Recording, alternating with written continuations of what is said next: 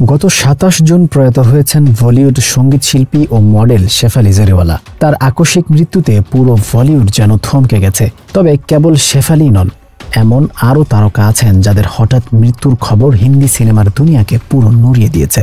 চলুন জেনে আসি সে সকল খবরগুলো। শ্রীদেবী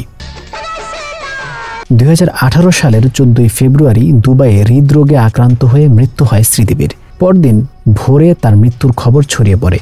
তবে কেউই বিশ্বাস করতে পারছিলেন না যে শ্রীদেবী সত্যি সত্যি আর নেই।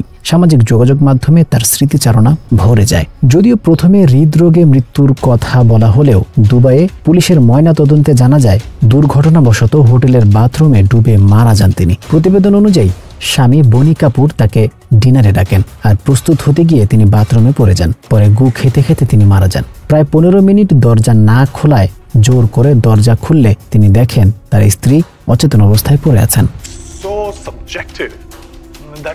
সুশান্ত সিং রাজপুত হিন্দি সিনেমার অন্যতম সম্ভাবনাময় অভিনেতা ছিলেন সুশান্ত সিং রাজপুত। তার ক্যারিয়ার যখন উঠছে তখনই অভিনেতার আকস্মিক মৃত্যুর খবর চমকে দেয় ভক্তদের। ২০২০ সালের ১৪ জুন ৩৮ বছর বয়সে বান্দ্রার বাসায় ঝুলন্ত অবস্থায় পাওয়া যায় তাকে। পুলিশ আত্মহত্যা হিসেবে তদন্ত শুরু করলেও অনেকে অভিযোগ তোলেন এটি পরিকল্পিত হত্যাকাণ্ড। সুশান্তের বাবা তৎকালীন প্রেমিকা রিয়া চক্রবর্তী ও আরও কয়েকজনের বিরুদ্ধে আত্মহত্যার প্রচারণা এবং অর্থনৈতিক জালিয়াতির অভিযোগে মামলা করেন। অবশেষে ২০২৪ সালে সিবিআই জানায় আত্মহত্যাই করেছেন এই অভিনেতা।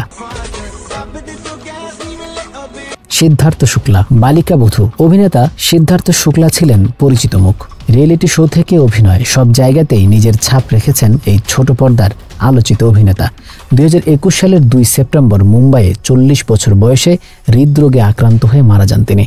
আগের রাতে ওষুধ খাওয়ার পর থেকে অসুস্থ বোধ করছিলেন। সকালে তার মা তাকে ঘুম থেকে তুলতে গিয়ে সাড়া না পেয়ে দ্রুত হাসপাতালে নিয়ে যান। সেই হাসপাতালে নেওয়ার পরই চিকিৎসকরা তাকে মৃত ঘোষণা করেন। ময়না তদন্তে শরীরে কোনো আঘাতের চিহ্ন বা সন্দেহভাজক কিছুই পাওয়া যায়নি। তার ভক্তরা শেষ দেখার জন্য রাস্তায় ভিড় জমান। তার মধ্যে রয়েছেন শেহনাজ গিল, আলী গনি, জয় ভানুশালী, বিকাশ গুপ্ত সহ আরো অনেক তারকা।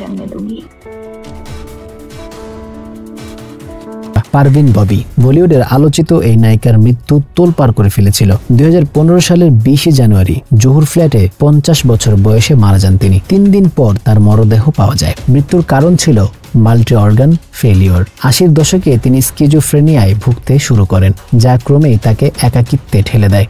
শেষ জীবনে বিষক্রিয়ার আশঙ্কায় অন্যের রান্না করা খাবারও খেতেন না। তার ফ্ল্যাটের দরজার বাইরে কয়েকদিন ধরে দুধ, ডিম, পত্রিকা পড়ে থাকতে দেখে প্রতিবেশীরা পুলিশে খবর দেন। মানি কন্ট্রোলের একদিনের প্রতিবেদনে উল্লেখ করা হয় তার মৃত্যু যেমন শারীরিক জটিলতার কারণে হয়েছে, তেমনি মানসিক স্বাস্থ্য ও জীবনকে দুর্বিষহ করে তুলেছিল। দিব্যা ভারতী অভিনেত্রী দিব্যা ভারতী ছিলেন ৯০-এর দশকের বলিউড ও দক্ষিণী সিনেমার সবচেয়ে আলোচিত তারকাদের একজন। অল্প বয়সেই খ্যাতির শিখরে পৌঁছে গিয়েছিলেন তিনি। ১৯৯৩ সালের ৫ই এপ্রিল মাত্র ১৯ বছর বয়সেই ভার্সোভায় ফ্ল্যাট থেকে পড়ে গিয়ে মৃত্যু হয় তার।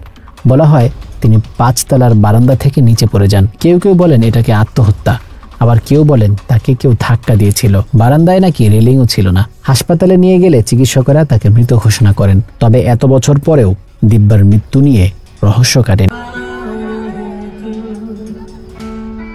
কে এই গানের গায়ক ছিলেন বলিউডের অন্যতম আলোচিত কণ্ঠশিল্পী। ৫টির বেশি ভাষায় গান গেয়ে শ্রোতাদের মন জয় করেছিলেন তিনি। ২০২২ সালের ৩১ মে কলকাতার ৫৩ বছর বয়সে হৃদরোগে আক্রান্ত হয়ে তিনি মারা যান। শেফালি জারিওয়ালা গত ২৭ জুন ৪২ বছর বয়সে না ফেরার দেশে চলে যান। কাটা লাগা গান দিয়ে আলোচিত ও মডেল অভিনেত্রী শেফালি জারিওয়ালা হৃদরোগে আক্রান্ত হয়ে তার মৃত্যু হয়। রাতে অসুস্থতা অনুভব করার পর তড়িঘড়ি করে মুম্বাইয়ের বেলভিউ মাল্টি স্পেশালিটি হাসপাতালে নিয়ে যাওয়া হলে চিকিৎসকেরা জানান হাসপাতালে পৌঁছানোর আগেই তার মৃত্যু হয়েছে। ২০০২ সালে মুক্তিপ্রাপ্ত ইন্ডি পপ গান কাটা লাগার রিমিক ভিডিওর মাধ্যমে রাতারাতি জনপ্রিয়তা পেয়ে যান শেফালি জারিওয়ালা। ৭০-এর দশকের হিন্দি সিনেমা সমৃদ্ধির গানের রিমেকটি সে সময় তুমুল জনপ্রিয় হয়।